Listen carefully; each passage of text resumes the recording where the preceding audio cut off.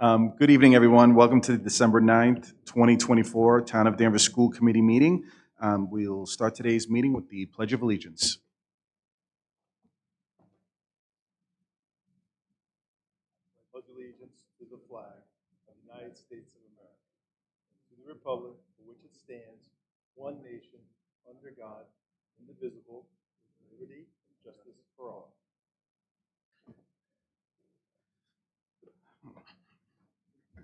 Okay, I'll start by reading the Danvers Public Schools mission statement. Danvers Public Schools is a dynamic community of independent learners dedicated to respect, responsibility, creativity, and the pursuit of academic and personal excellence. This meeting is being broadcast on Danvers Community Access Television. And is anyone in the audience recording these proceedings? The answer is no. And I'll just say in advance, our next meeting is on January 13th. We'll start with items of interest. Typically, Superintendent, you like to go last on these items of interest? Okay. Any items of interest from the school committee? I just want to send out a big thank you to the Danvers Falcon Fest for a fantastic tree lighting the other night. I know the parade was a little late because Santa had some work to do, but my daughter Adeline got to dance in it, and it was a very exciting night for everybody. I think the crowd was great, the security was right on, and everything went fantastically. So I appreciate you letting me say that. Okay, anyone else on the school committee? Okay, one item of interest that I'd like to bring up is, given recent events, in the town and from communication from some parents, specifically in regards to, incidents that happen within school and the communication process that's happening, I wanted to check in with the superintendent and have a conversation around how can we better communicate not only with, impacted parents and students when particular things happen, but also balance that with the level of respect and privacy that is mandated by state law. And I think it's a little bit of a delicate dance. Um, a personal opinion here, I think we've kind of overcorrected. We're just hearing too many instances of parents, sharing frustrations of when they meet with the school, there doesn't feel like there's a follow-up. And they start to get the impression that, incidents or situations are happening within the schools and no one is doing anything about it, which is actually the opposite. But I feel that we have to put together a better communication protocol to better inform the parents of the next steps and what's happening when things do happen, and hopefully, encourage some kind of, better communication between the schools and the parents, and hopefully we can mitigate things in that way. Again, with the goal of avoiding the level of frustration that some of us on the school committee hear directly from parents on both sides of these situations. So with that, I checked in individually with some of my peers here, and I shared a letter with Superintendent Mr. Bowers, and we're checking with our legal team. But again, the goal is to have a better communication platform to better empower our teachers and our principals and any administrator to be able to address these situations so parents can walk away feeling that they're fully informed. So that's just an update for everyone. I don't know if anyone else wants to opine on that, or Mr. Bowers, if you have anything. Nope, I appreciate that, and we're working on that documentation, as well as we do have a meeting with our Health and Safety Committee with their DTA as well, so we're looking for improvement in all lines of communication. I think that's number one. I know that we're working really hard on that, and I'll have an update for you for the next meeting. There's always been a difficult balance, I think, between, especially in the world where social media is so powerful now, and there's always been a delicate balance between what parents want to know, what members of the community want to know, and legally what they can know, as I think you alluded to. And so this is not new, and hopefully we'll find that real sweet spot. But I'm certainly in favor of looking at anything that will help us. Anyone else? Okay, and with that, items of interest from the community. Does anyone have something they'd like to say or share from the community? Okay, none. All right, off to items of interest from the superintendent. Thank you, Chair Lopes. We have a nice agenda tonight, so we'll start off with our student representative report. We have some great recognition and a few updates. So why don't we begin with our student rep updates? We've had a very busy time here in our schools. Thank you. So we first just want to give some updates about the elementary schools in Danvers. Starting off with Highlands School, they are currently running their annual Toys for Tots program, and grade 2 teacher Mr. Gazanowski has been running this program at Highlands for 28 years. And the students will present all the toys they collected to the Danvers Fire Department this Wednesday at WHAM Wednesday afternoon meeting. Along with this, the Highlands students are gearing up for the Highlands annual pig races, and the pig races will take place the day before December break. Moving on to Smith School. So tomorrow, Smith School's chorus is coming to Danvers High, and Mr. V and Miss Powers will be taking the 4th and 5th grade chorus. They are going to have an incredible experience at our school singing with the Danvers chorus as well, the Danvers High chorus. And it's going to be great for both groups to sing together. Moving on to Thorup. Thorup had a very successful cereal drive for a local food pantry that brought in over 500 boxes of cereals to donate. Great Oak, the students collected $500 for the American Red Cross Hurricane Relief Fund, and they just ended the first term, and they're excited to now start term 2. Students and staff are gearing up for break and celebrating Spirit Days on Fridays throughout this month. And our second community meeting coming, hosted by our 5th grade student council, will happen as well. And they'll lead us in a read aloud about what it means to value our community. And then lastly, from Riverside, they also had a very successful food drive, and they donated over 65 bags of food to the People to People food pantry. And this week, classes start an ST Math Challenge that will last for 2 weeks of this month in an attempt to increase their puzzle solving by 3% each week.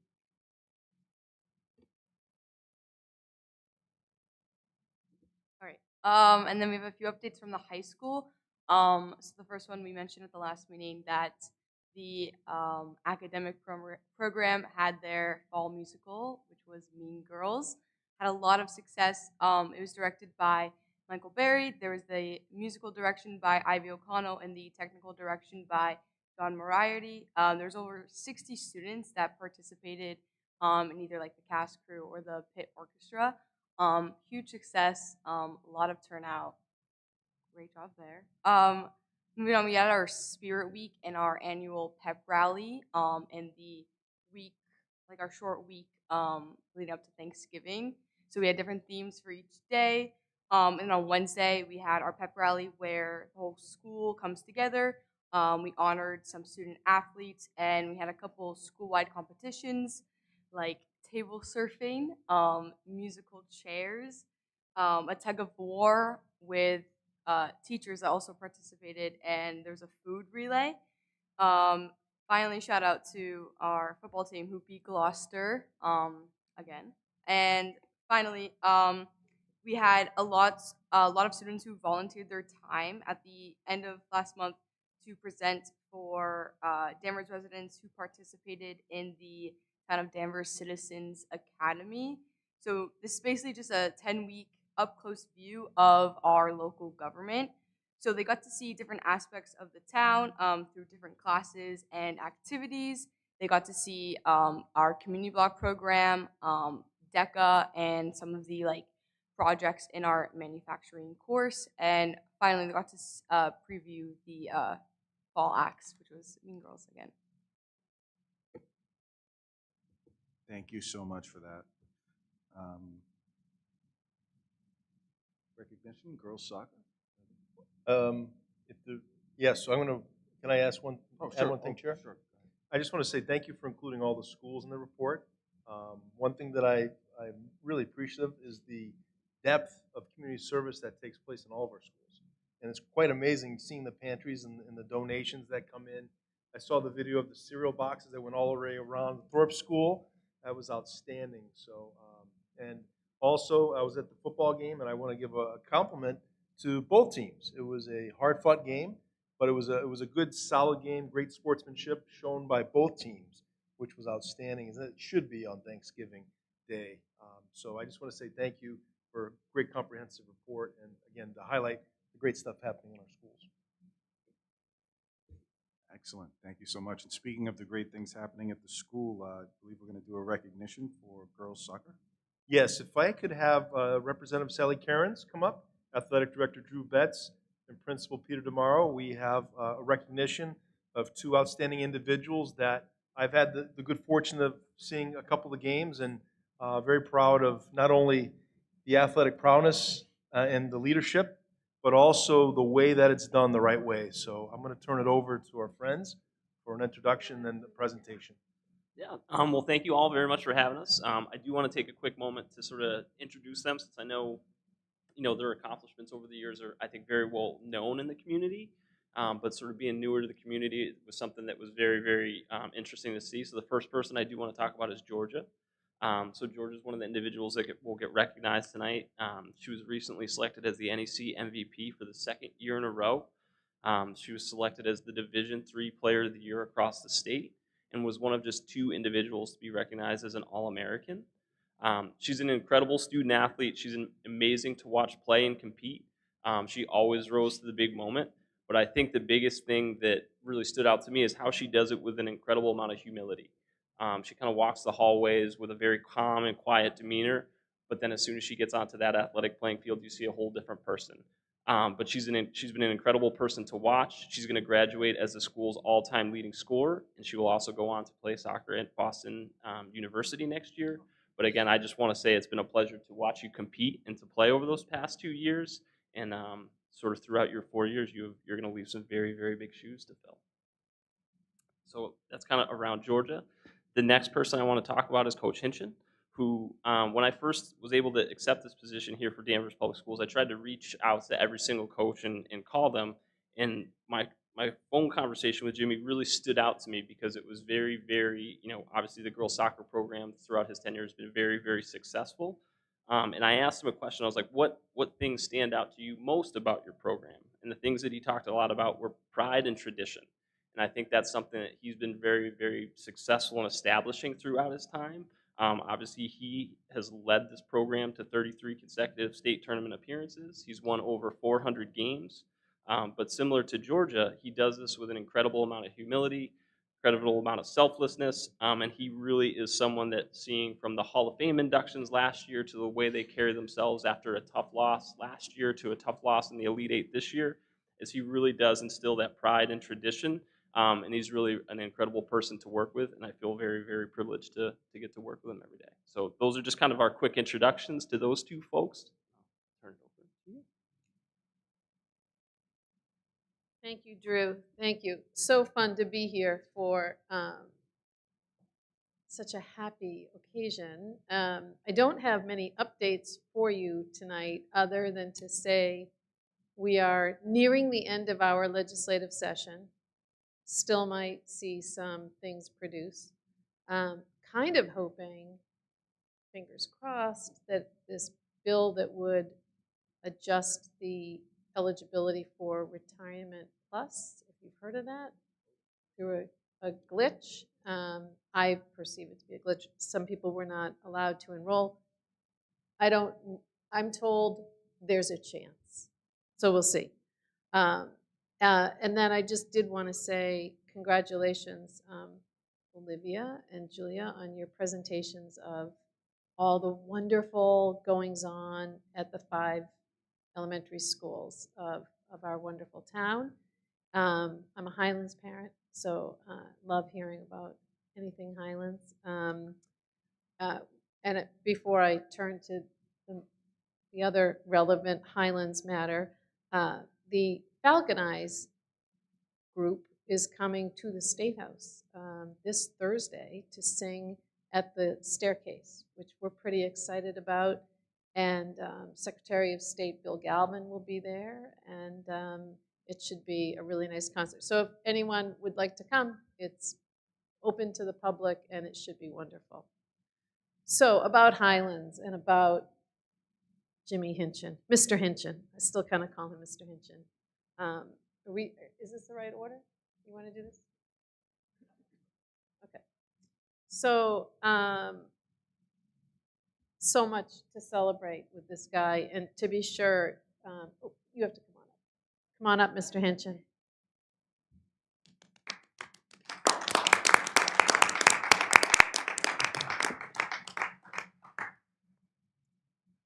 So it is a real honor to present this to you. I firmly believe, and I think everyone does, that you are core to the success of the Danvers girls soccer program and the loyalty and the integrity of your players.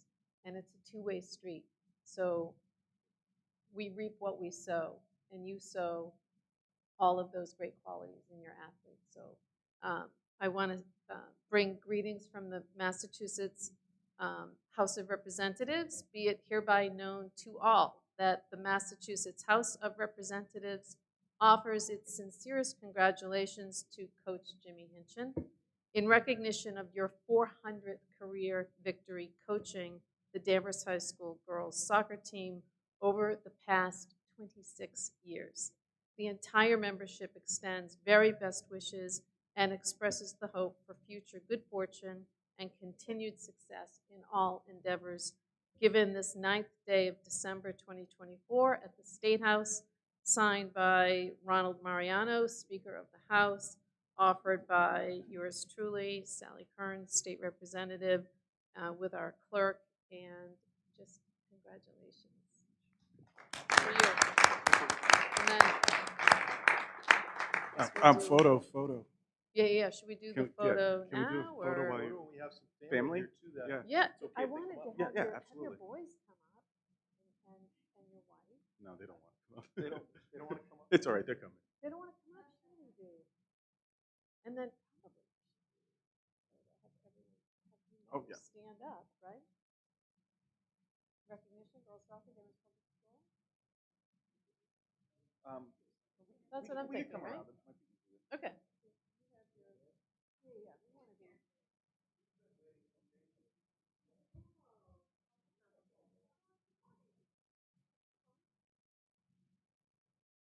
You're in the picture too. Congrats, coach. Thanks, appreciate it. Oh, family first?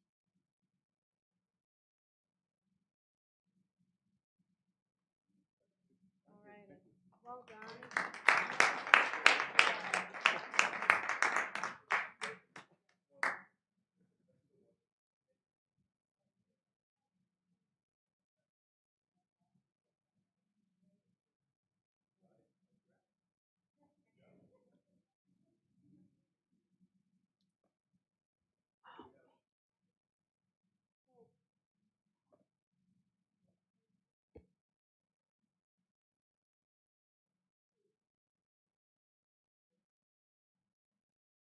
Someone lost a scrunchie, but okay. Just to kind of recap some of the statistics that Georgia will have put up kind of throughout her 4 years. So in the very last, probably, I want to say 10 seconds of her last high school game, she will have actually broken our school's all-time scoring leading record, which had been held for the past 15 years. Again, she was just one of 2 All-Americans selected in the state of Massachusetts. She was the Division III Player of the Year. She's a 2-time NEC MVP. Last year, she was also selected as the Salem News Player of the Year.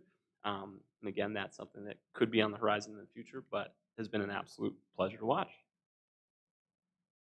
Thank you. So Georgia, come on up. And while Georgia makes her way, Georgia, there were so many accomplishments.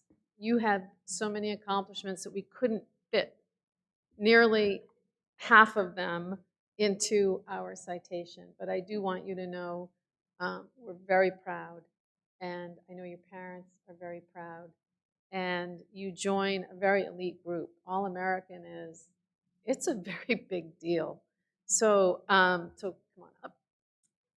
Be it hereby known to all that the Massachusetts House of Representatives offers sincerest congratulations to Georgia Prouty in recognition of being named an All-American by the United Soccer Coaches Association due to your outstanding contributions to the Falcons girls soccer team 2021 to 2024. The entire membership extends very best wishes and expresses the hope for future good fortune and continued success in all endeavors given this 9th day of December 2024 at the state. We did it at the State House. I'm giving it to you here at the high school. Signed by the Speaker of the House, Ronald Mariano, and signed by me, your state representative, Sally Kearns. And we're just very proud of you and wish you the very best at BU. Go Terriers. Okay, well, still, you're a Falcon. Oh, Dad's chiming in. Congratulations to you. And then we're going to take a photo. I think we should turn it and have our backs so that we can see. I'm going to play former newspaper reporter.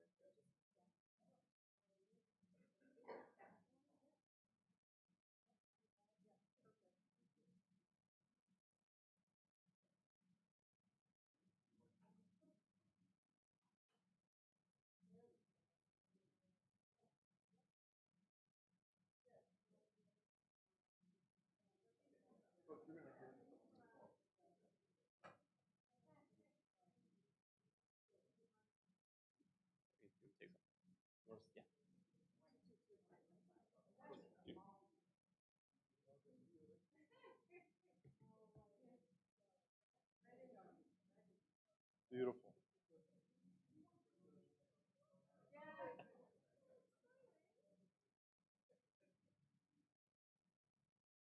Great. Awesome.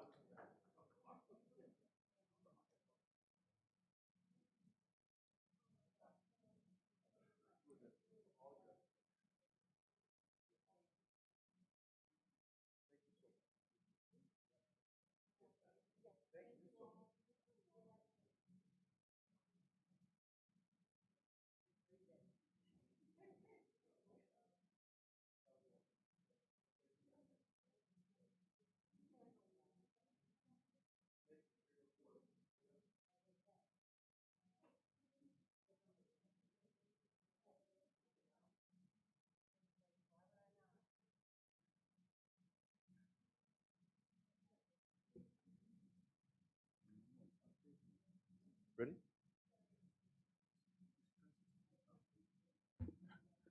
Okay, now we have our update from the Equity Subcommittee or the Human Rights and Inclusion Committee? Equity Subcommittee. Okay, Equity Subcommittee update? Yep, we met last week on the 25th, and Mary presented. She's just going to give a quick overview of the subcommittee notes. Mike was there and Eric were able to attend. Thank you so much. A lot of great work is happening. So Mary, I'm going to turn this over to you. Thank you. We talked a lot about the equity work that's happened over the last few years in the district. And so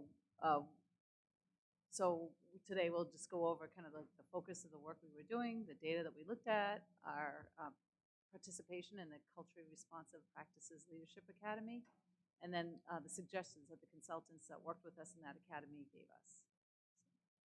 So over the last 3 years, from September 2021 to now, we participated in the Department of Education's, they called it a multi-tiered system of support academy, and there were multiple academies, and we applied for this Culturally Responsive Practices Leadership Academy and was accepted into it.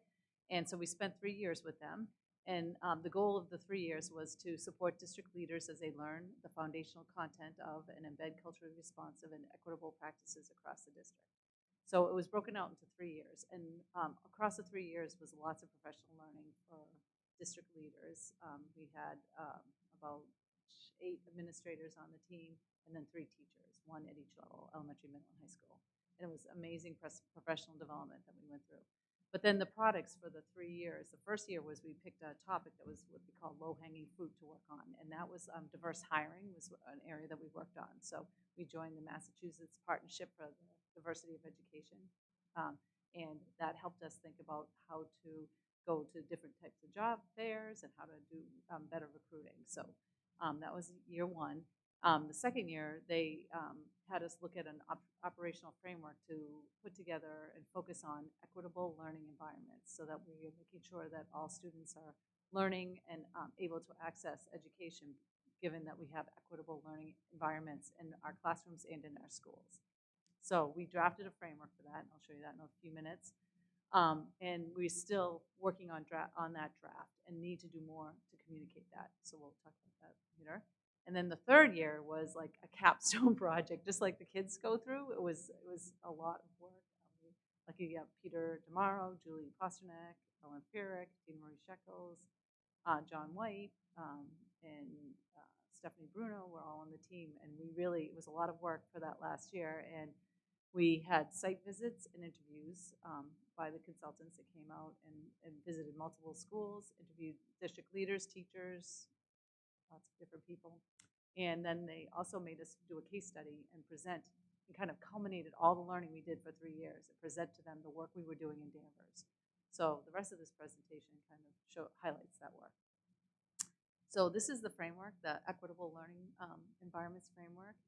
And in it, there are 4 domains because there are 4 pillars. To have equitable learning environments, you have to make sure that the systems and structures in your school district allow for that.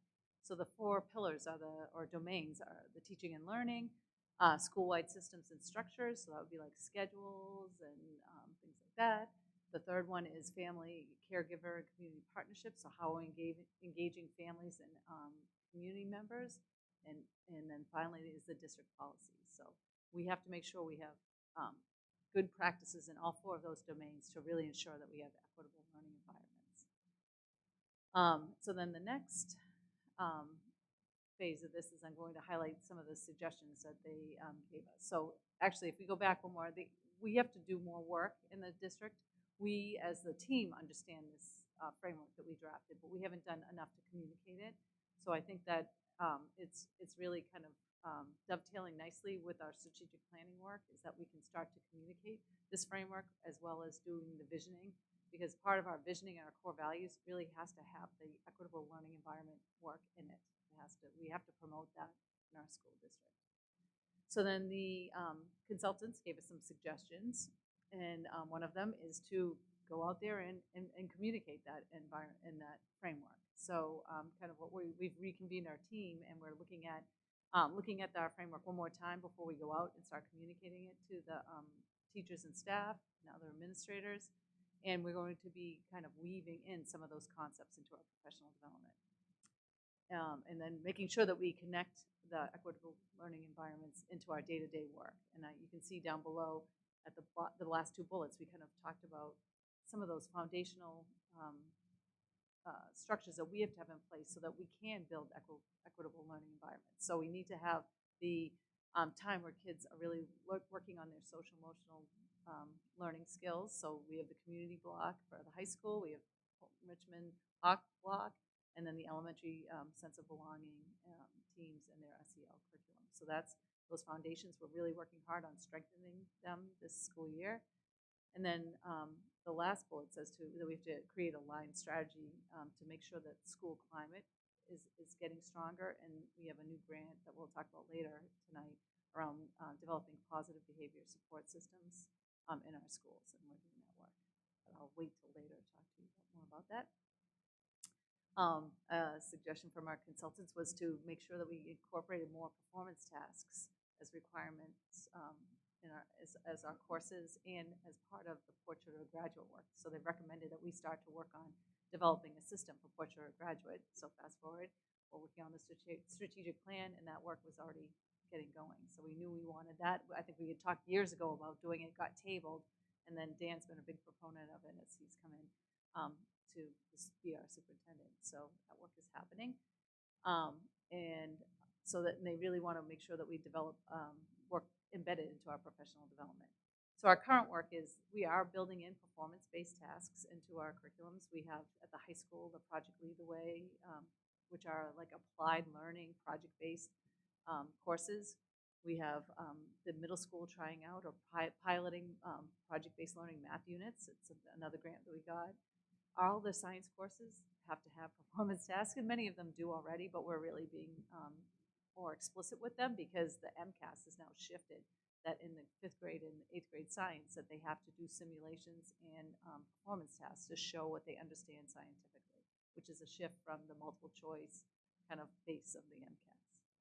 And then finally, the last suggestion was to, is that the end of the slideshow?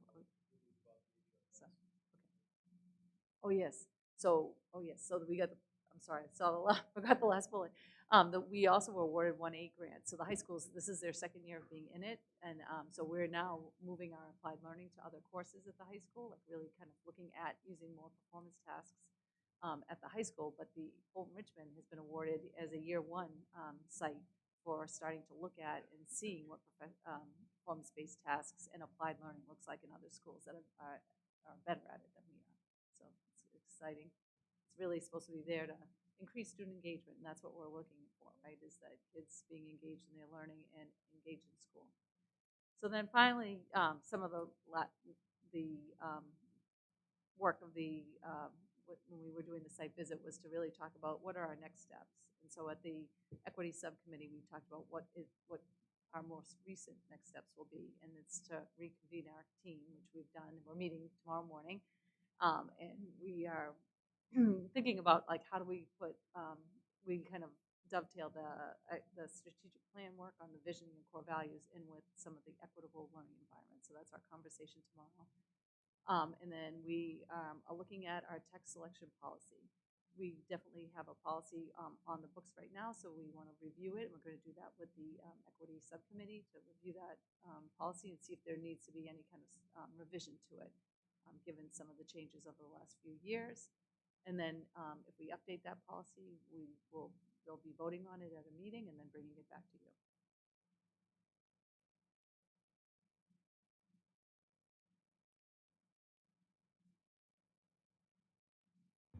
Thank you, Mary. Any questions or comments? Okay. I would, in regards to domain number 3, I mean, I think it kind of dovetails into what I mentioned earlier around engaging families and community members. Are there any early specifics on that, or is it still, just a framework and you're going to build in some specific actions? Yeah, I think we, as leaders, we've been talking more about like how to make two-way communication stronger in the district, so that we're working on. And I think with teachers, we also work on like what does an authentic partnership look like? And it's not just calling and telling whether the child is doing well in school or not. And most of the times it can be negative. So we're really working on those positive phone calls, and I think that like the families that Smith School will know that the first call comes in September early on with positives about how they're getting to know their child and knowing their strengths. It's before any other kind of call happens. So I think that many of the schools have that in their school improvement plan on really working on strengthening family communication. Awesome. I love that. Thank you. Mr. Chairman, if I could, Mike and I were lucky enough to attend the meeting and hear a full presentation. I think Mary, for all of our sakes, cut down on the size because there was really so much information there. But so I want to compliment you and your team on the presentation, both you and Dan. And what I came away with was that there's a commitment. I like to boil things down, and the commitment is to set high expectations for all students and to give them the resources and the tools and to build an environment that helps them to meet those high expectations. It's about allowing everybody to learn and to sort of make the most of what they have as individuals. And, I think what else could be better, a better description of equity than that? Give everybody the tools to get the most out of what they have. The other thing I would say, and I see Paul Pollack from the Human Rights and Inclusion Committee, and I hope, Paul, that if you think it'd be helpful, I'm sure that we can get some number of our administration and teachers to come and talk about this at one of your meetings if you think that would be helpful. And that's it. Thank you, Mr. Chairman. not to give you more work.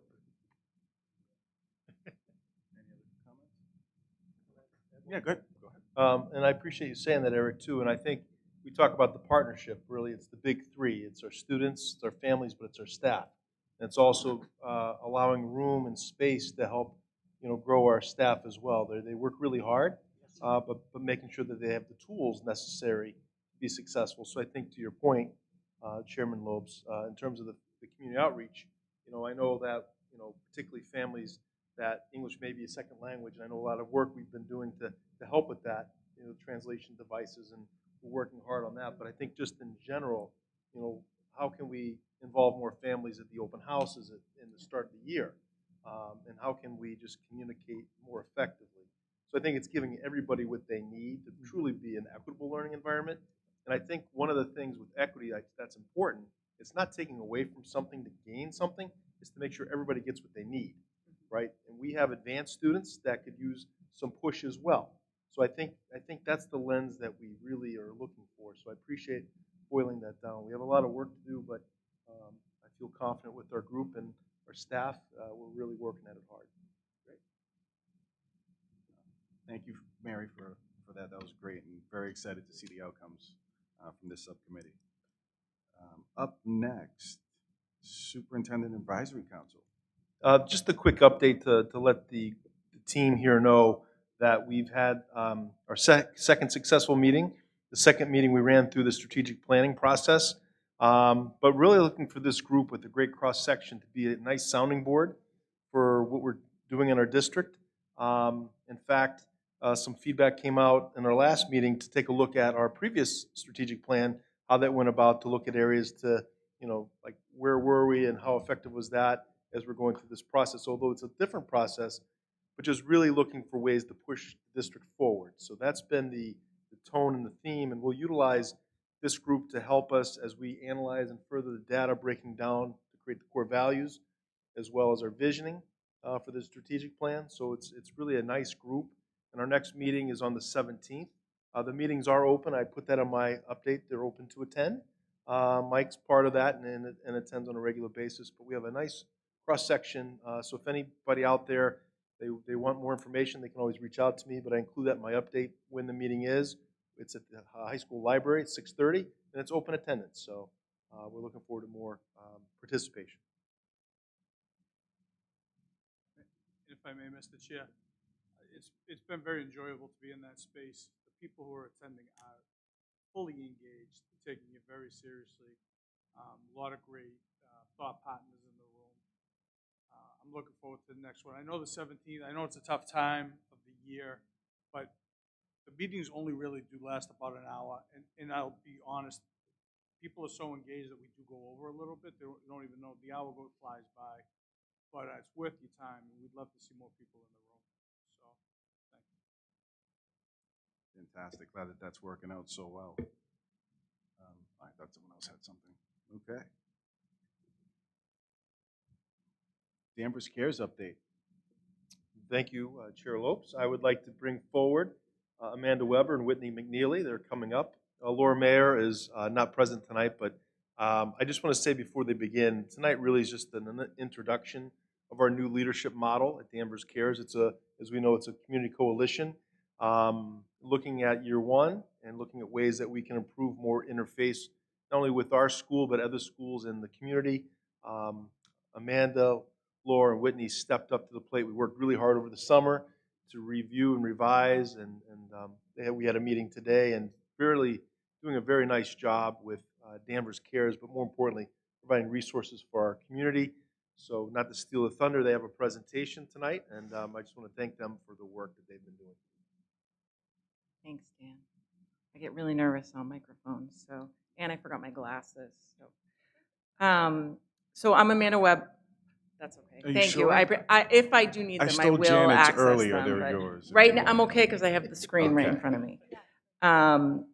So I guess I know most people are aware of Danvers Cares and the history there. Dan had asked or requested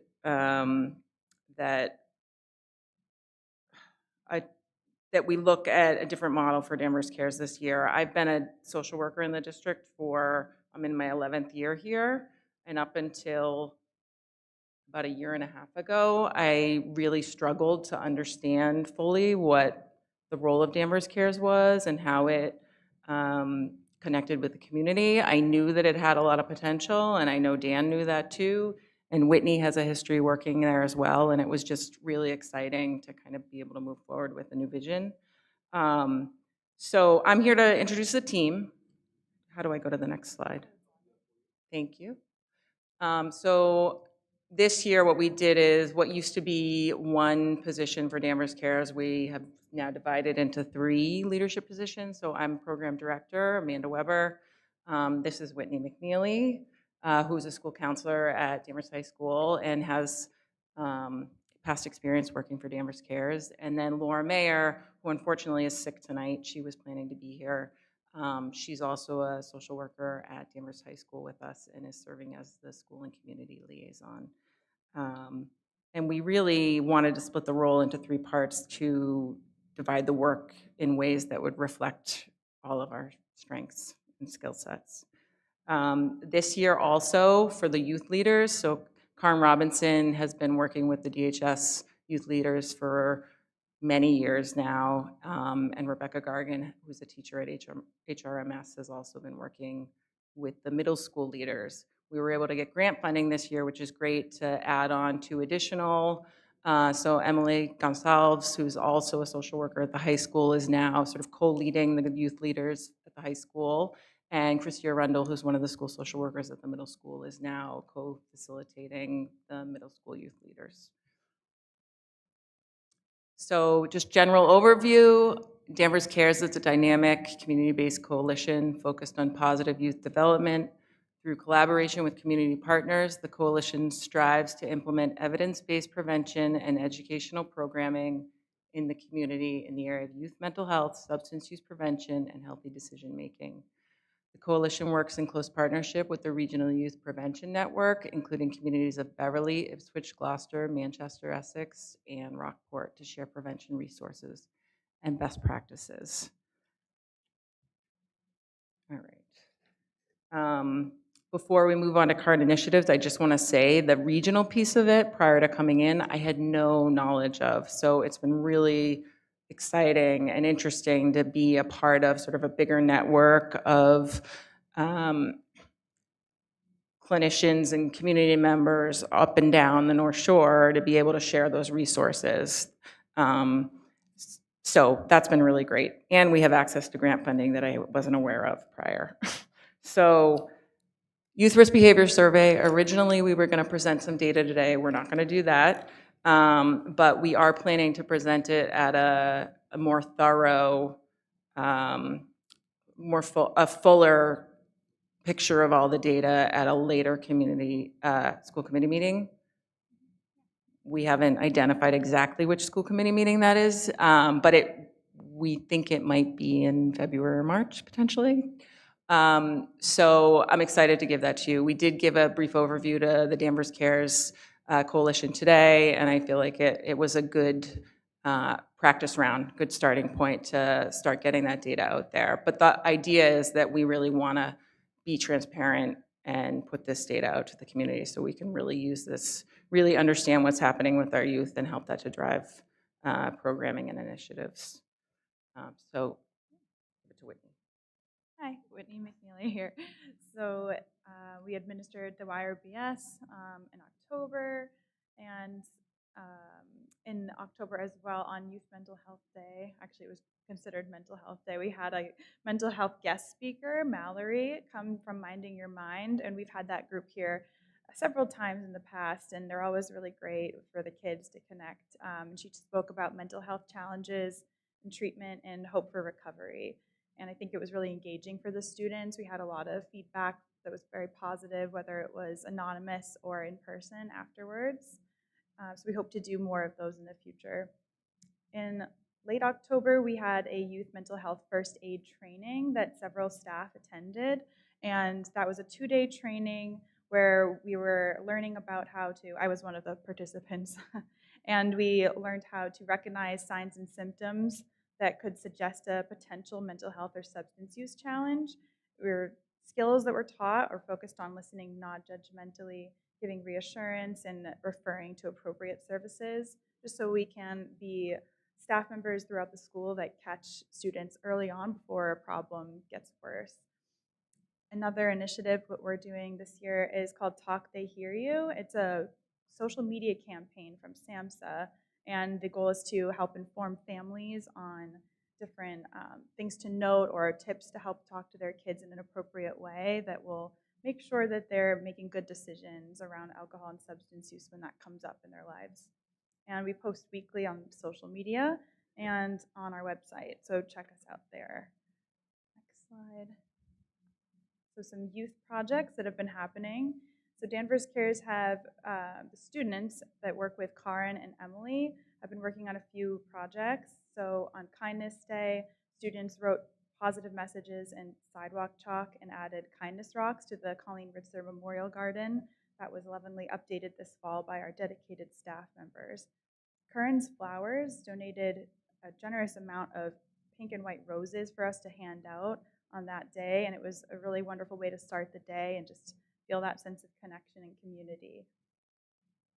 Another piece is we are working with the Regional Youth Prevention Network to do a Trusted Adult campaign. And that is really a highlight video reel of students talking about an adult that they trust and why, and we'll be sharing that later when that's completed. So 3 of our students attended a Project Adventure Day where they went and received leadership training. And during this training, they played games and activities and challenged themselves on ropes courses. That was really engaging and learned problem-solving skills and leadership skills. One of the quotes from a student read, "We learned how to solve problems and communicate effectively with others. We stepped out of our comfort zones and tried something new." And some of our students are attending monthly meetings on Zoom or in person with other youth from different towns. So we mentioned Rockport, Gloucester. Students from all over are meeting in Beverly at the YMCA and just getting to talk about what's important to them. And also this winter, the middle school and the high school are going to work on sending out letters to senior citizens in nursing homes, something that will be nice and comforting for winter season and a way to engage in our community. And lastly, we're piloting in January a new mentorship program between the high school and the middle school students. So we're trying to create a positive peer support system, and we're using a curriculum that is all about working through challenges and making good decisions. And that will start piloting with 3 sessions in the spring. So we're excited about that. And the last slide. Okay, so just in terms of next steps, I realized I didn't explain what the Youth Risk Behavior Survey is. I don't know if everyone knows what it is, but it was a survey that we gave to the high school back in October that really covered all topics that are relevant to youth health and wellness, mental health, substance use, physical health, all of the stressors that our teenagers are going through and experiencing day to day. So with that data, this whole idea of us being really transparent, the plan is for us to, as I said, share with school committee, hopefully in February or March, the data that we have. We'd really like to do some kind of parents or community presentation that is separate from that. We've talked about potentially doing it in person or potentially virtually as well, if it's more accessible in that way, or we could do some hybrid version so that people really feel like they can access the data. And then I do think we're also going to share it internally at we shared it with staff at the high school last week, and we shared some of the data at the Danvers Cares meeting today. And then I think the Health and Safety Committee, we were planning to look it over as well. So it's starting that work, and it's really fun and exciting.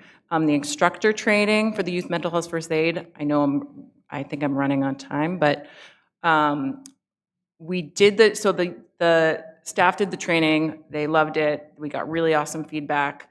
as part of a grant with the regional network, which is amazing, we're sending 6 staff members to become instructors to do that training so that we can really bring all that training internally into the school district, so that with the goal of more staff being able to gain experience and be trained in this area. Some of the teachers that we've spoken to who did the initial training are really feeling empowered and excited about the fact that, you know, they were given, I mean, actually, you could probably speak to it better than me, but I talked to this one math teacher in particular who just was amazing, and she just said, you know, we are dealing with students with these issues every single day in my math class. I see it, I feel it, and I just didn't have the confidence to be able to respond in a way that felt helpful or productive or the right way. And she really just, she's going to be trained as one of the youth mental health first aiders as well and do the training. And we intentionally didn't pick all clinicians and mental health people to do the trainings. We have 2 teachers doing it. We have one of our behavior techs. We have a paraprofessional and 1 social worker. Just the last thing we'll say is to check out our website when we post a calendar of upcoming events in January for the new year, and that our next meeting is open to everyone who would like to attend. So if anyone's watching and has thought about coming, we'd love to have you. And it's on February 3rd at 2:30 at the high school. You could just come right in the front door, and it's in C213. That's everything. That was a fantastic presentation. Like, thank you both very, very much. I know Laura couldn't be here, but thank her as well. I love the updated vision of Danvers Cares.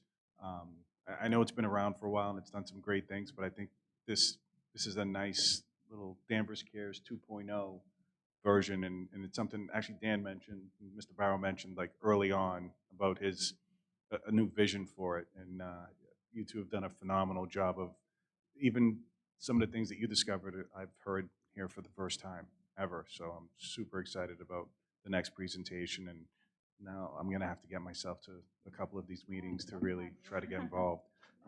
Couple, one thing that really jumped out, I mean, just the last thing you were mentioning about the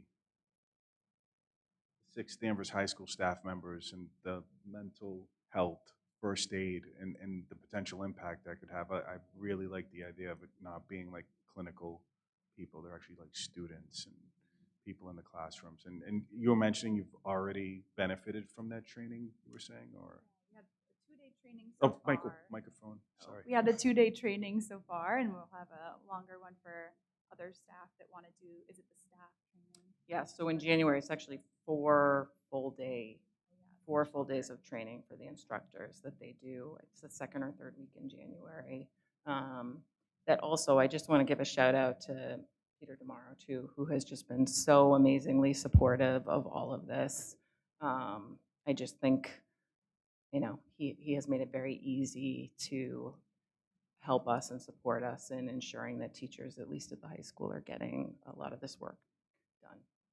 Well, thank you so much for that. And I'd love to hear more about these changes when you guys come back in January, February, March. Okay. And you can come to the Danvers Cares meeting, the next one in February. All right, I'll be there. Ooh, sorry, comment. First of all, thank you for the work you're doing, and this looks terrific. And because I am the 2nd oldest person in the room right now, only because Paul stayed around, I remember when Danvers Care started, and it was at that time the police had a representative, the district attorney's office had a representative, local clergy, and the whole point was to share information about challenges that were facing young people and sort of work together to come up with ideas to help with that. Is there still an aspect of that when we talk about a coalition? Can you talk a little about the community piece of that? So our meeting today, just to give you an example of sort of what it looked like, we have representation from the library, from Elliott, from Danvers Police Department. We had a counselor from Essex Tech. We had J.D. Martz from the Accessibility Committee.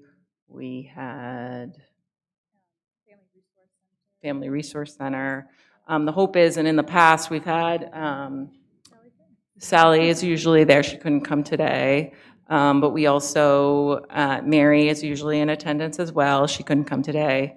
But the hope is that we really are going to broaden this. I'd really love to see more parents. What was really great, the Essex Tech school counselor is also a parent in the district, which is cool to have that perspective. But I really, I think we've started to do these things, and then the next step is really starting to recruit more community members to come and give more feedback. Our opening question today in our meeting was about, how can we partner with you better? Really, I want to use this as an opportunity to hear back from community members to say, okay, how do we do this better? And we genuinely want to hear from them and figure out how to partner. So anyone listening now in the community that wants to have be able to have a voice here and partner up with us, we would love to hear from you. And yeah, so that's where we're at.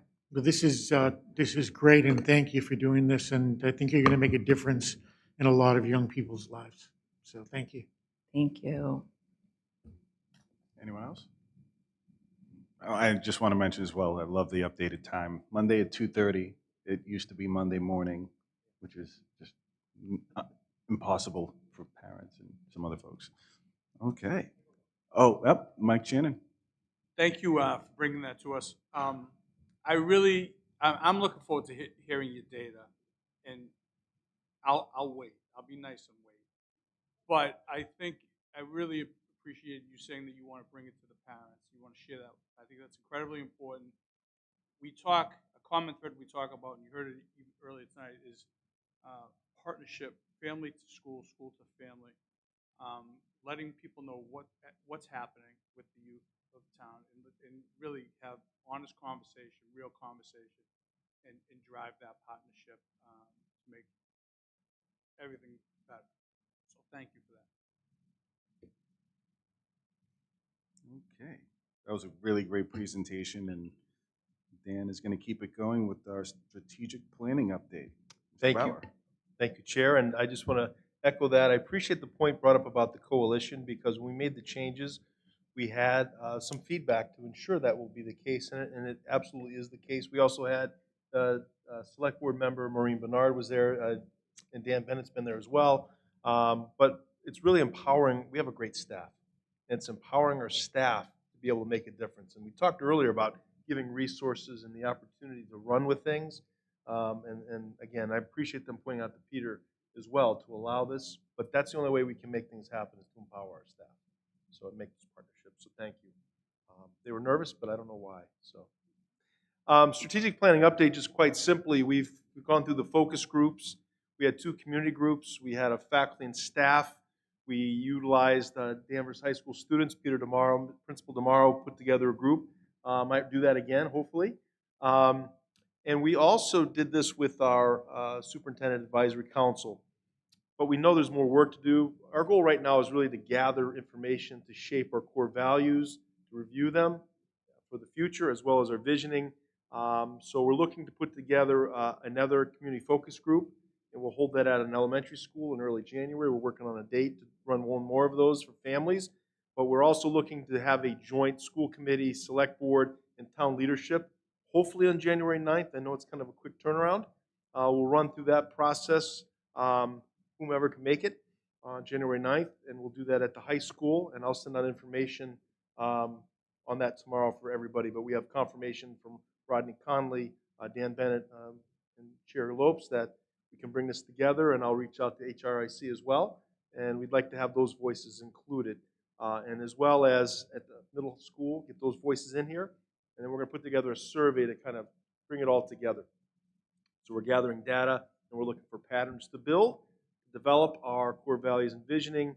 So we're trying to take the cone approach. We are taking the cone approach. Amy Webb is a futuristic designer who speaks to many, many companies. I know you, Gabe, probably connected here. What we're trying to do is really develop a vision that would stand up over time, right? And if you think about the last 10 years, we've been through so many things as a community, as a country, and as a world. So our vision needs to stand up and be flexible to adjust to changing times. Nobody predicted the pandemic.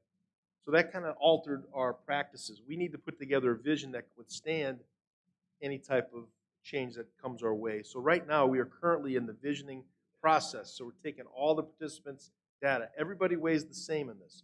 So we're trying to cull this down and create themes that will lean itself into our true north, as we say, our vision for the future and our core values.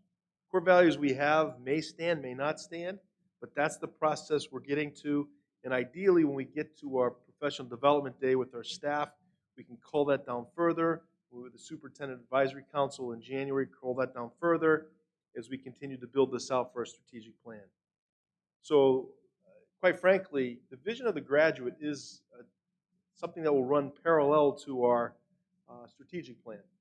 What we're really looking to do, and our goal is to create a vision that not only stands up over time, but quite frankly, what skills and knowledge and mindsets do our graduates need when they leave our schools to be successful for their future? Notice I didn't say college, I didn't say workforce, I didn't say military. It doesn't matter, right? We talk about 21st century skills. Well, we're a quarter of the way into the 21st, right? 2025 coming up soon. So this is really important. And just so the work was done here on this earlier, and certainly know kind of came to a halt on this. But at the end of the day, you know, this is actually something that will ingrain and ideally will work its way all the way through K-12. Everything that we do would revolve around our portrait of the vision of a graduate. Here's an example that I found, and you can find there's tons of examples. This is not just exclusive to Massachusetts. Quite frankly, I think we're a little behind. Right now, 15 states or so are making this part of their statewide and the district visions report to the graduate, because ideally, when we find our points, we'll create the major themes that tie into our vision. This is an example from Oxford Public Schools, which, by the way, Mississippi, right? And you can find many examples throughout the country. And this is just through their work, and the work that they do, everything aligns to all of these anchor qualities, the portrait of the graduate. And then if you, the quote on the bottom, I won't read the quote to you, but from the National Association of State Boards of Education, they talk about, this goes beyond, and we talked about this as a board, you know, standardized testing and those marks, which are important, but that doesn't really paint the true picture of what it takes to be successful when our students leave the school. So this work is vitally critical, and I think can go a long way, not only to help prepare our students, we're doing a great job of this, but I think it will align all the work we're doing, but also give us a better snapshot of how we are doing as a district, aside from just straight scores, because that doesn't tell the whole story. So we're excited about the work. I thought I would just show this example. You know, how ours turns out, I have no idea. It's kind of neat to see it written down, and you can see every one of these markers and looking into the world of business, into the world of science, into the whatever it might be. These are all important components that you need to have. So anyway, I'll leave it at that. I just wanted to give a quick update where we're at, and we're really excited about the work. I don't know if anybody has any questions or what have you. Any questions or comments? I think this is excellent, by the way, and I think it goes. I also wanted to mention, not only is this so important, and we've talked about, like, you know, what does the picture of a graduate look like, but I love the work that we're doing in the community. The meeting at Essex Tech with the superintendent and other key stakeholders within the town, really having a conversation about every Danvers student, not just Danvers High School, but also at Essex Tech, and how we can better partner and just really offering and making available what students want. And I think that's super important. So this is a really great initiative. And again, January 9th, you know, as many of us that can make it, would be great to get there, but super excited about this. And this is a great visual representation of where we're trying to be. So thank you. I want to dovetail from the agenda for 1 second, because I noticed Mr. Pollock is here. And I don't want to make him wait until the end of our meeting. Mr. Pollack, is there something you want to share from the Human Rights and Inclusion Committee? Yes, yes, sir. Please, please. I didn't want to make you. I didn't know you were coming. Is this on? Yes, it Okay. is. Well, I would have waited to the end of the meeting, but thank you. Just a courtesy. I had a great meeting this afternoon with Superintendent Bauer and Assistant Superintendent Ms. Warmers, Ms. With Charles Desmond, who was on our HRIC committee. It was informative, really informative, and I think what we took away, as Eric would know, I think, and you should know this, that we're not here to set your agenda. We're here to help in any way we can help when asked. So that's number one. All right. Number two is I'm going to probably be the self-appointed liaison, which we've never had to your committee. Maybe you don't want us. I won't show up, but I've taken over the chairmanship for a short period of time, and the people on our committee are all working people, and I fortunately am not. I'm retired, so you might see me pop in from time to time at your meetings, and I just wanted you to know that's going to be my responsibility at this point. Other than that, we're fairly good shape. We have another meeting on Thursday the 19th. I think either Eric or Gabe, Mr. Lopes or Mr. Crane might attend. And if there's something that comes up and you want to attend, please feel free to. Anybody can come. I will get back to them about this meeting, so you can feel sure that you're going to be represented.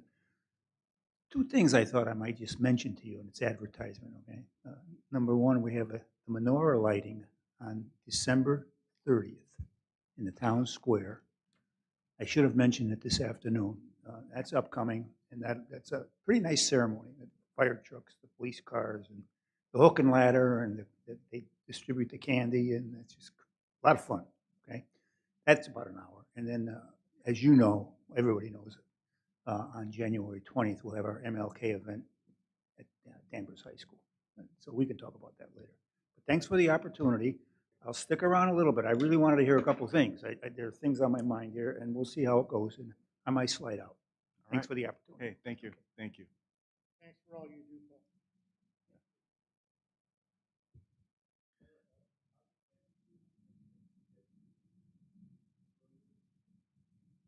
I'm sorry. You had made a suggestion about us getting involved with HRI, you getting involved with HRIC 20 minutes ago. My suggestion was that we do a presentation to your group. To our of group, what yeah. Mary's working on. Yeah, we her can group. do that. We do it one of two ways.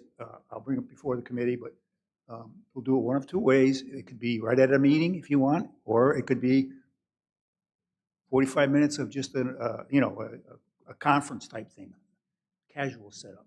Okay? Whatever. We'll talk about it. Sounds good. We'll figure it out. Okay, thank you. All right. Thank you, Mr. Pollack. Now for the monthly budget report from Pam. Good evening. A little break in the, or change of, I don't know, change of the style of the information, I guess. So I guess I'll just start with a bit of a disclosure or confession, which is that providing the data for the budget report has been a little bit more challenging this year, given the transition that I've mentioned in the past about a change in the accounting system for the town. So it requires a lot more manual manipulation of the data to merge the two sets and make sure it's as clean and accurate as possible. But that said, I would say that the data in tonight's report is telling more or less the same story as what was presented last month. I did add the operating budget that was presented last month, where there was some rebalancing between the lines to account for the settlement of the contracts last year and that kind of thing, and to acknowledge the increase that we did see in spending that we hadn't really forecast for the summer program, the EYS program. But other than that, I would say that we are kind of proceeding as planned, um, in the sense that things are our hiring has been advantageous. We have all of our positions largely filled, and we were able to realize some savings in some of those lines. So we're looking to be in fairly good shape, maybe better than in previous years in terms of the projections on special education and the associated transportation. They will always be challenges and things that we need to continue to work on, but right now I don't have tremendous concern as I have in the past couple of years on that. You're relatively sure, Pam, relatively sure that because really the instructional assistance is the one place that we sort of saw it coming with a new contract that's really a product of that, and still confident we can take care of that within what we have. I do believe so. I mean, that the deficit that you see on the instructional assistance line is a reflection of some staff that had to be brought on to address specific student needs as part of our building of our program, so that we could keep more students in district and not have keep them as Danvers Public Schools in district students. As we go into the budget process, all of the positions will be evaluated very closely by Christina Ryan in the Student Services Department and her team, along with Dan and Mary. We'll all be taking a very hard look at that where we decide what it is that the district is going to have to request for a FY26 budget. Now, it sounds like we're doing what we need to do for our students. Yes, I do believe that is true. Thank you, Mr. Chair. Oh, no problem. And I mean, and just looking at the highlighted bullets here, it seems we'll still be on track to be on budget by end of the year after the circuit breaker and the funding from the state for the emergency assistance program. Yes, we are waiting for what has been promised as a December payment to supplement what we've already received. And that will be very useful in addressing, from my perspective, a lot of the transportation costs associated with some of the students that have come to Danvers, and whether they stay in Danvers for their education or go back to their home district and all that. There's a lot of transportation costs associated with that, but there are cost shares with other communities. So that's another area of the budget that we're just kind of keeping an eye on, but the state does provide, has committed to providing that emergency assistance funding, and then there is also just the homeless transportation reimbursement money that comes from the state that is based on the inputs from last year's end of year report. Awesome. Any other questions? No. And not for this program, but I know we recently hired a transportation coordinator, and maybe for the next school committee meeting, I don't know if there's any highlights or, quick wins that you may be able to share from that. We'd love to. David Pulsifer we hired, and he's made a huge dent already, and love to bring him in, and said that would be the case as we get into budget season. So next month, if it's okay, Chair, I'd love to bring him and talk about some of the programming, and actually just is completing a survey just to find out, what people think about our transportation services. And I'm not sure the last time that we had a survey based on that, but he's interfacing with special education on district transportation. He's already gone down and worked with DPW because the fleets. He has some ideas and ways we can update that. He's going to go with me to Essex Tech after the first of the year to see if we can partner transportation there too. So, I don't know if you have anything you'd like to add about that, Pam. I guess I would just add that the efforts that we have made to work through the consortium for another way to address our transportation costs, that seems to have legs, so to speak. It looks like they have collected the data that they need and are refining some of that, but I do think that is going to be happening maybe even before this fiscal year is over, I'm hoping. But all exciting that has stuff. potential to realize some good savings for us too. Fantastic. Oh, Mike Shannon? I took care of what you requested. Thank you very much. Yes, I appreciate the new accounting system has allowed for those of you who might have been bill signers in the past, the new system has allowed for remote signing or digital signing of bill sheets, which has been wonderful. And so Couple I years did too ask late, Mike to but do that's that while he fine. was in the building. Couple years too late, but that's great. Yes. All right. All right, thank you very much. Thank you, Pam. All right. New business approval of Camp Cody stipends. I don't. I'm sorry. Sure. You wouldn't mind? Oh, do you have some? Camp, I don't know if you have any questions, but the Camp Cody stipends, that is the 6th grade camp. Okay. And just for bringing in the money to be paid and just making sure we go through the proper protocol and procedures. Yeah, when the funds to pay the stipends come out of our student activities accounts, it's required that that payment is approved by school committee before the payment goes out. So Okay, motion to approve. So moved. Second? Second it. Any discussion? I'm just glad we have lots of chaperones, lots of people to be up there with the kids. It'll be an exciting week. Absolutely. Any other comments? Okay, all those in favor? Aye. Aye. Aye. Opposed, none. The motion carries. Thank you. On to safe and supportive learning environments update. Good. Okay. If it's okay, Chair, I'll just go through just a quick update of the evaluation. Yep. And then write the safe and supportive schools. And Oh, I'm sorry, I skipped that. okay. All right. I can go with it. Superintendent evaluation cycle. Sorry about that. No problem. Right. In October, I think it was October, it seems like yesterday, presented our district goals as well as my goals, the 3 goals. And just as an update, February we'll do an update of my goals and district goals. That's customary. Just to give you a midpoint cycle review to see if we're on track, if we are on track, or if we're behind, what will we be doing to make ground or provide an explanation. And then in May, as we've done it, I'll present the end of cycle progress report to the committee, just with the evidence supporting goals. I'll meet with Gabe in advance, but if the hyperlinks work where it's quick Google Docs and just going through the standards, I'll have that ready to go. And then I think at that point, you'll take the information, review it, and then come together and work on a cumulative report that will be then reported out in June. And that's my review is public. So just to see areas that I need improvement, areas that are doing well or exceeding, and then adapt it just like we did last year. So I just, as a reminder, just to know and just to keep it real simple, I'm open to any suggestions to make the process as smooth as possible, provide whatever information you need for an evaluation. So that's it. Any questions on the process?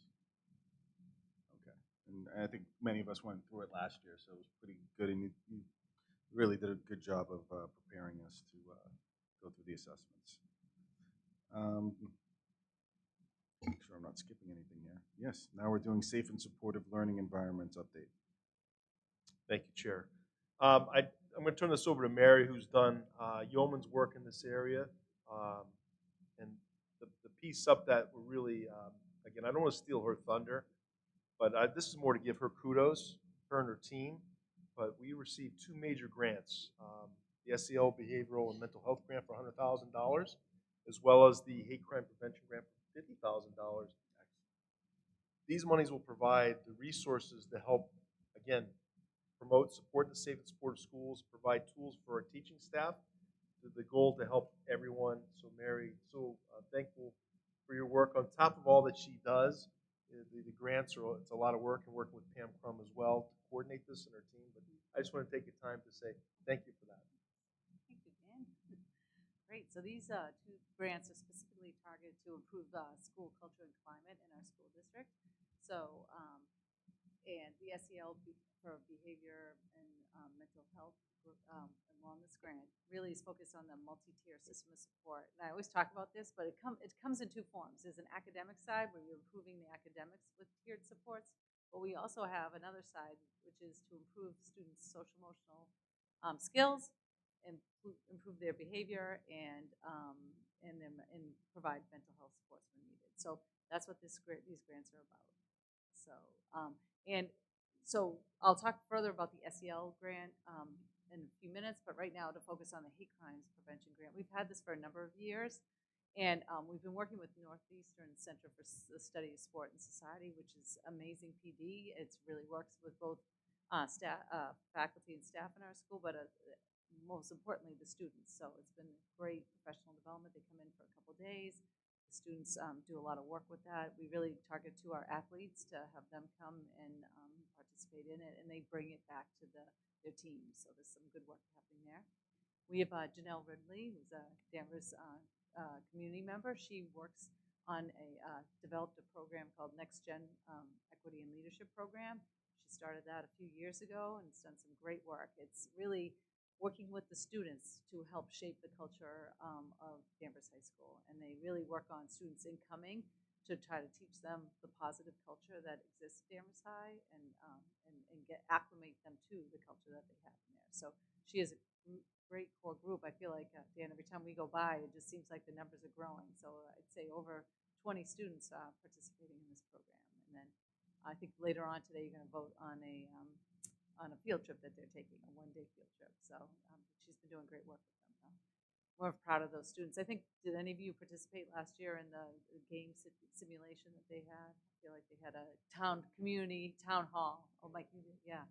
So they're doing great work. So it's a lot of game design to have some really, crucial conversations between students. It's been great. Just thinking about it, is that field trip going to cost the students anything out of pocket or no? No, it's Good. through private funding. It's actually being That's funded great. through the Human Rights and Inclusion. Oh, perfect. I was going to suggest we pay So for it's it out kind of of the like grant. we're somewhat linked because they meet in our schools, Yeah. but the Human Rights and Inclusion is working on the funding. For that. If I may, Yeah. the work that's been done in this area for the last couple of years, I don't know if you realize it, but it has resulted in a recent Danvers High grad being named to the HRIC, Isaiah. So I Yes. just want to put that Yeah. out there. One of our recent grads has just been put on the Human That's Rights and amazing. Inclusion Committee. He's, what is he, 19 years old? Yeah, 19, I think. So Yeah. I mean, it works. The work they've put in is exceptional, and that group of young people that I sat with for that game, it was a joy to talk to them and interact with them. It really was, and I was just so well informed and had really great things. Like the conversations we had was just so deep, so it was great. And Isaiah actually partners with Janelle right now and is a co-facilitator of the Next Gen Leadership. So it's great that a graduate comes back and really keeps building and showing kids where that work can go. So it's been great. All right, so onto the MTSS for SEL behavior and mental health. So MTSS, if you've been a few of our presentations, is really like you think of it as a triangle. The base, the blue part is the tier 1 that every kid gets. And there's where they're learning social emotional skills they need. We're teaching them expected behavior in school, and we're providing coping mechanisms for mental health, like stress management and things like that. So that's tier 1, the blue that they get, everyone gets. And then tier 2 and 3, the green and red, are some extra support some students might need, and they move up in the tiers to do that. But what I love about this graphic is that equity is at the base. So there is it is built on those equitable learning environments. So we have to have those learning environments in place, both in the school and in the district, in the classrooms, before any of this can take shape. So that's kind of like how that CPRLA works with this model. What I love about this triangle too is they have the cycle inside that talks about the data that we're using, so that we have an identification piece in using the data. We identify students that need extra supports. Then the key is we match them with specific supports. What we've often done in the past is match them with, oh, you need to see the social worker. But now we're saying what exactly they need from the social worker and try to group kids that need similar skills together for social emotional learning. They might get an extra dose of what they've learned in tier 1, or if they need a little help in learning the expected behavior in the classroom or in the school, they get a little help on that. So that's kind of how that cycle works, is that you identify, you match them with the extra intervention that they need, and then you monitor to see if they're understanding and internalizing the learning that they're doing, and then they can move off the support and go back, just stay into the tier 1 services. So it's been a great we've started this work, and we've had some teams go to a conference that was put on by the May Institute, who is now going to support us in implementing the work across the year. So we'll go on to the next slide. So in this grant, we've been really given money to build capacity in our school to do the work of positive behavior support. So the May Institute is going to come and send a consultant to work in each one of our schools. And they're going to meet with each school 3 times. So the initial one is they're going to take an inventory to see how we are doing with the behavior supports we have in place. And then they're going to help the school put an action plan together to take steps to develop these more positive supports and get strengthen their system. So, and they come back 2 other times to monitor how that's going. And then at the last one, they'll help them make a plan for the following school year. So I'm really excited about that. At every school, we have a sense of belonging team, and that really is geared on focusing on the work of putting in the positive behavior supports. They each are developing school-wide matrices that are aligned to their school's positive behavior system. For example, Smith is Bulldog Brave, so Brave is the matrix, like we talk about what each letter means. At Thorpe, it's called Tiger 5, so Tiger stands for, their expected behaviors. So what they do is they show the kids how these behaviors play out in the classroom, what they're expected in the hallways, what it looks like in the cafeteria, what it looks like out in recess. So it really helps kids to know what is expected of them. And if they are not able to meet those expectations, we put in lessons to help teach them what that behavior is. So it's more of a positive approach instead of the, always consequencing students, especially when they're so young. They're learning how to behave, right, in school. So it's really a good model. So the teams are helping us do that work. We also are training the principals and administrators in the work. And then at the district level in January, during our in-service day, we're bringing together the social workers, school counselors, to get together and really think more deeply about the tier 2 and 3, the more intensive supports we need to put in place and kind of develop a plan for those. So that's kind of our work.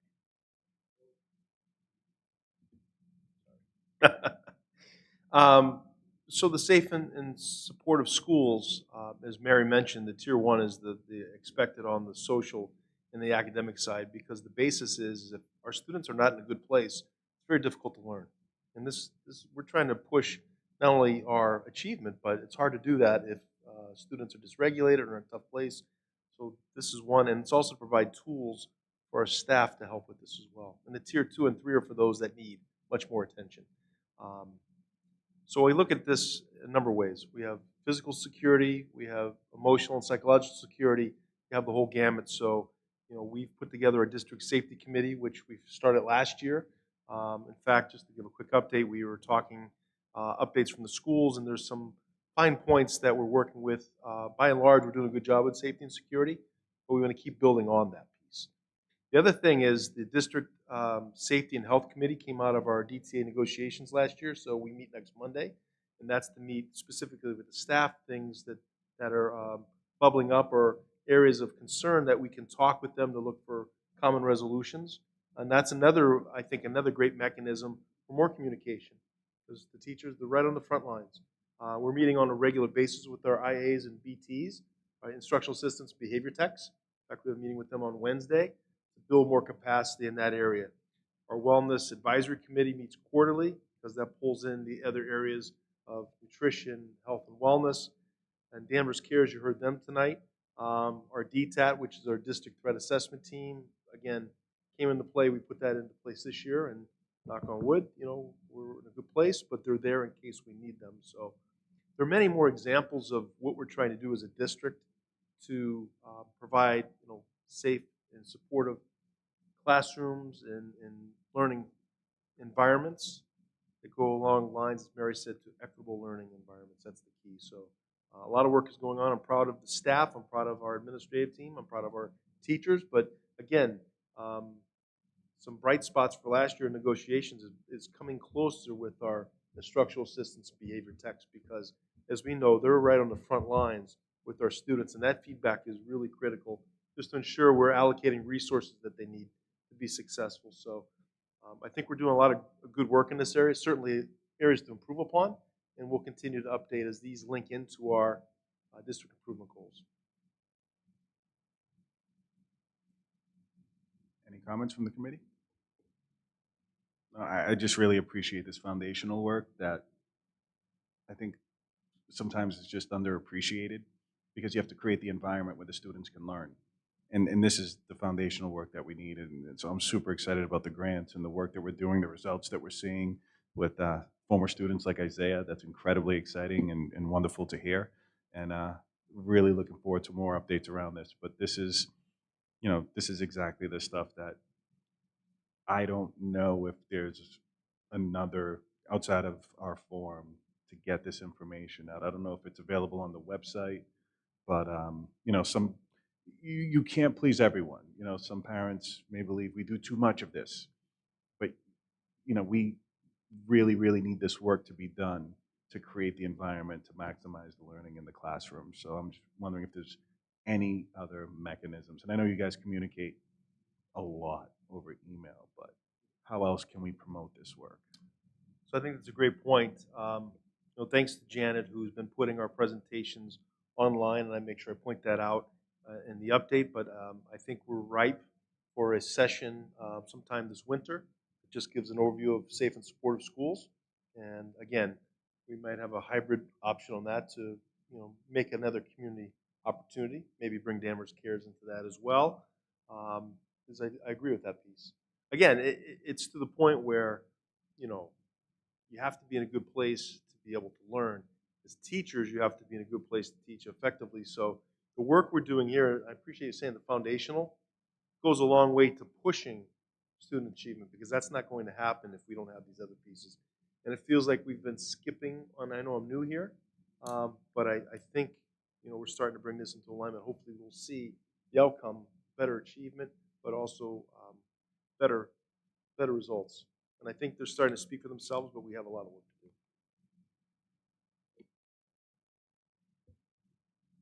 No other comments? All right. Thank you, Mary. That was excellent.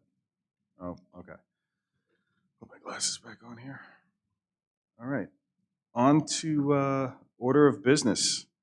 We have a consent agenda, a motion to approve fundraising request, homeschool request, field trip requests, Danvers High School donations, and personnel memo. So move the consent agenda as presented. Do I have a second? Second. All right. Any discussion or I have comments? a question. Yeah, sure. On the DHS donation from the ACA Healthcare Foundation, what's that about, or how did we get involved with that? That was an outreach from family that said that they want to remain anonymous, but there's a matching opportunity with the company, and they've done this before. So they reached out to the principal, and then we said we have a process to go. Of course, we want to accept the donation, so that's how that came about. They solicited to us, so that was just an awesome opportunity. Sometimes we do get the solicitations that come to us. We just want to make sure we follow the process. Thank you. Okay, no other discussion? All those in favor? Aye. Aye. Opposed, none. The motion carries. Mr. Secretary, the minutes. I move that we approve and release the minutes from the November 4th, 2024 regular meeting. Do we have a second? Second. Any discussion? All those in favor? Aye. Aye. Opposed, none. Motion carries. Communication. Any updates from the communication? Okay, none. We had our legislation update earlier, unless there's any other comments on legislation. If you like, the chair, if you'd like Sally and Joan Lovely to come back at some point, provide an update, I can work on that if you'd like. Just let me know. That would be fantastic. Thank you. Any? Chairman, Oh, I apologize. I had one question on communications. Not something that is on the agenda, but I think we did receive an email from parents about nutritional meals. I just wanted to make sure someone had responded. Oh, yeah, I specifically responded. I pointed the parent directly back to the nutrition person or our cafeteria. Our food service Yeah, director. food service director. Super. Absolutely, because that's, you know, I thought going directly there would hopefully get the best result, and if you didn't get what you wanted, I hope they write back and let us know. Okay, no problem. Do we have any updates from any subcommittees? Yeah, we covered a lot of them. We did. I was going to ask through the chair, if possible, we have a policy meeting scheduled for the 16th, and I'd like to move that to January if possible. Really nothing on the docket. I can work with you if that's okay on a future date on that. Absolutely, as long as I'm in the country. Okay. We did have a safety committee update. If you, Yeah, we'll take it. we basically reviewed what's happening in the schools. Things are going well. Some items to work with the DPW and just a few updates on a few doors and particularly alarms at the elementary level, just to make sure that we're in a good place, and we are. We're working on that. And also just communication with anybody that enters the building, which we go through the whole process.